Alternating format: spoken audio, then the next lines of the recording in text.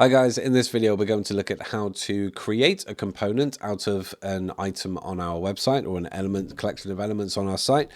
So we're going to look at how to create the element or the component, I'm sorry. Then we're going to look at how to map different properties to different elements within that component, and then we'll install it somewhere else on the site so we can see how to add our new component around the site and alter it. So this is more of the practical how-to. If you want to understand more about what a component is, if you're coming from page builder land and you're like, what the hell is it? I have a previous video on that. But this is more to understand actually how to create it or get going in Etch. So this is my old site. This is my Etch experiment site. Really, I'm recreating my old breakdown site but in Etch, so it's going really well. It's very lovely. Now, something I would like to do is use this as a general call to action. So a call to action that could feature anywhere else. This currently just adds on to the end of any loop, which is cool. But it would actually work anywhere else on the site. So it could go in the top of a sidebar.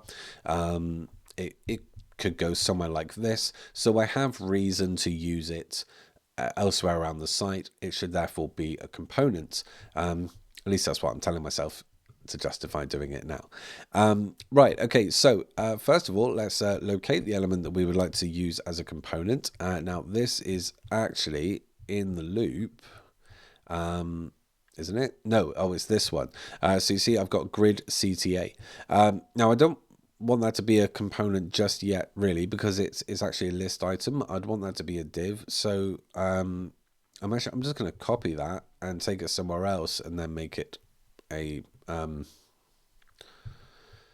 wrap in. Oh, I want to create a section. Now I've lost it. There we are. And I'm going to place it in there. And that to me looks great. So in the future, I would be like, yep, okay, I'll create a section and I want to add that as a component.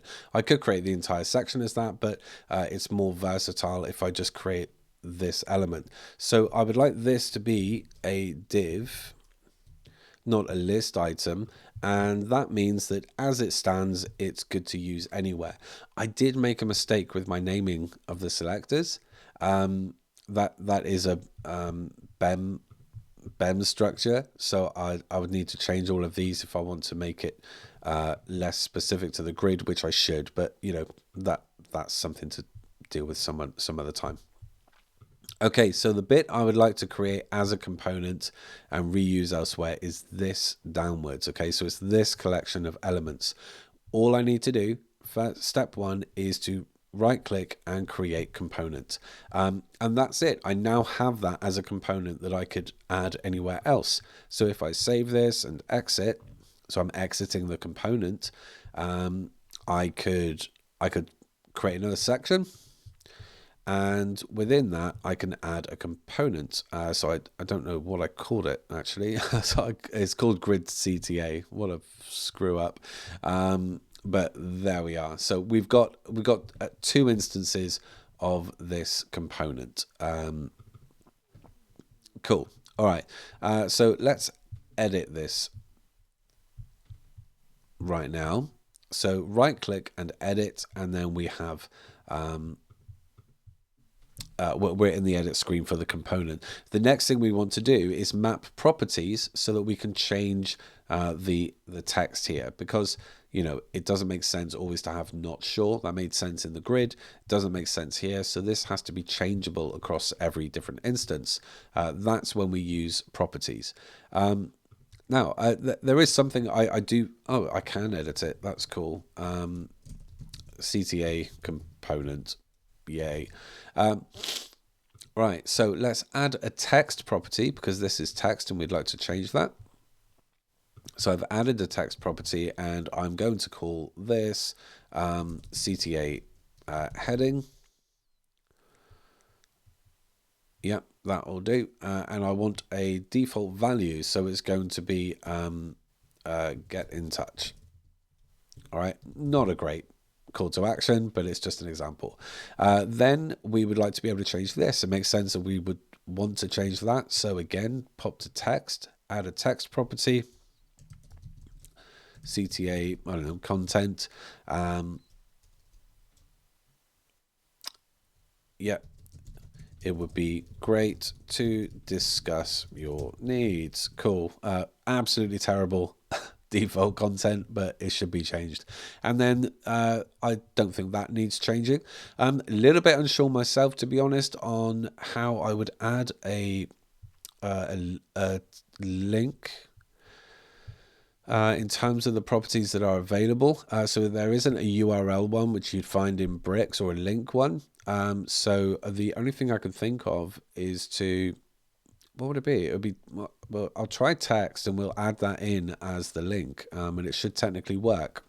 So let's have a go with that. CTA button link. All right, cool.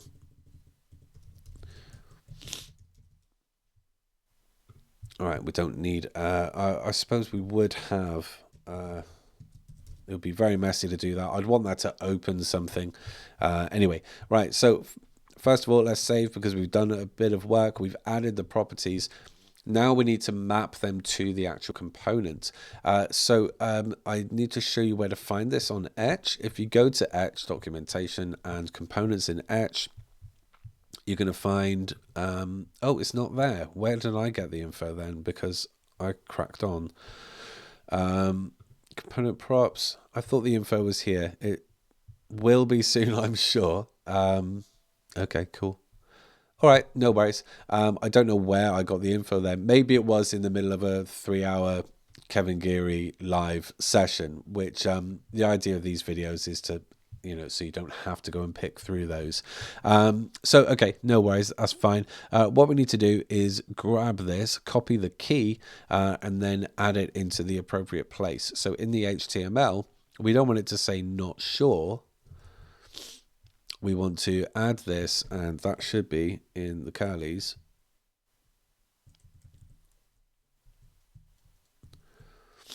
And then you can see that we've got the default coming through, which is really helpful that that does that, and we can see it's working. So again, it's simply copying the key and then pasting it into the HTML where you'd like it to be. So we can click on this item here, which we created a text property for, CTA content, and we simply need to replace this with the key in the same way. Just occurred to me, it might be nicer to see it in some context. So I don't know if it's going to allow me to do this. Why is everything out?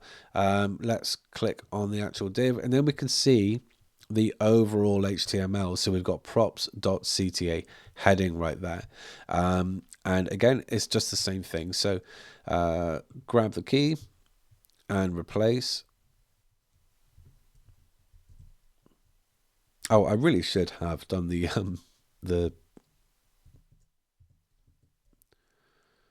curlies first. Okay, wonderful. And didn't create a prop for the actual thing, but there might be a link. So yeah, my feeling is that this just needs to replace in there, and I hope that that works. Yeah, I think that's what we'll do. So I'm going to copy this, and I don't actually know if this will work. I'm unsure about. Yeah, it's not showing it. Okay, let's try it. I'm curious. So I'm thinking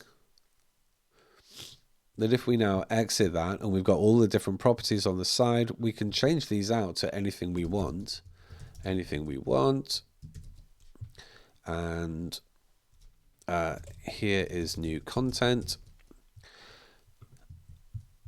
And I'm just wondering if this will inject the link just like text. Oh, it looks like it is. Okay, so let's look at that on the front. Oop. Okay, so we've got it all here, all working fine. I'm floating over it, and boom. Oh, okay. Right, that works. All right, so in other builders, bricks, for example, I'm very sure you have a link or a URL property. You don't need that. It just needs to be a text one. It's very versatile. So, okay, that's how you do that. So the important thing to understand is that we've created a component out of a collection of elements on our site. We've mapped properties to it, and then we can change that anywhere we want. So I can go to a different section. Let's go to this one, and I'm going to add a component, CTA component, add it into there. And we've got a whole fresh item, but it's all consistent in its styling and in its functionality. And I simply have to click on it and change out the properties. So I've now got a very reusable call to action that I can add anywhere around my site. That's cool. Yeah, I'm going to leave it at that for this video. We will look at how to create layout changing properties in a component in probably the next video. So if that's of interest to you, we'll cover that in the next vid. Cheers. Thank you. Bye-bye.